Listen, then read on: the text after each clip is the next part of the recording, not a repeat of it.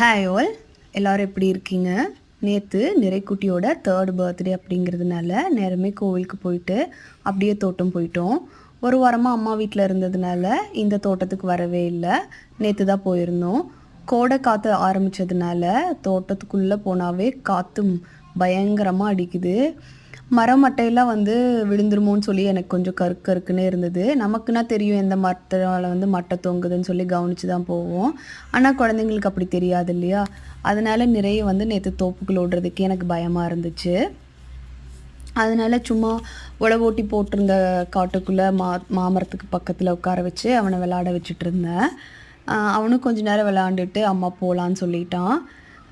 Already நான் சொல்லியிருந்தேன் மாமரம் எல்லாமே குத்தகைக்கு தான் விட்டுருக்குது அப்படின்னு சொல்லிட்டு. அவங்க ஏன்னு தெரியல இந்த தடவை மரத்துக்கெல்லாம் பூச்சி மருந்து அடிக்கவே இல்லை. அதனால எல்லா பழமுமே ஆர்கானிக் பழம்தான். இந்த தடவை பூச்சி மருந்து அடிக்கலை அப்படிங்கிறதுனால நிறையா மாம்பழம் மரத்தில் நிற்கவே மாட்டேன்ருச்சு. பழுத்தோ இல்லை சும்மாவாகவே கீழே நிறையா விழுந்துக்கிட்டே இருந்தது. பழம் செம்ம டேஸ்ட்டாக தான் இருக்குது. இருந்தாலுமே மாம்பழத்தில் நிறைய புழு பூச்சி அந்த மாதிரி இருக்குது.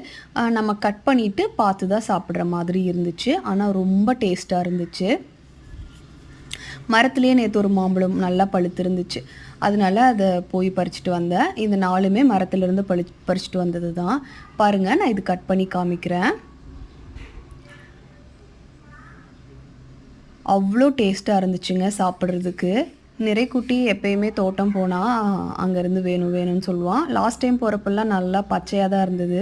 இப்போ எல்லா மாம்பழமுமே நல்லா பழுக்க ஆரம்பித்ததுனால அங்கேயே வேணுங்கிற அளவுக்கு சாப்பிட்டுட்டு வந்தோம். சீசன் டைமில் மரத்துக்கு கீழே மரத்துலேயே பழுத்த மாம்பழத்தை சாப்பிட்றது எல்லாமே ஒரு சூப்பரான வைப் தான். பாய்.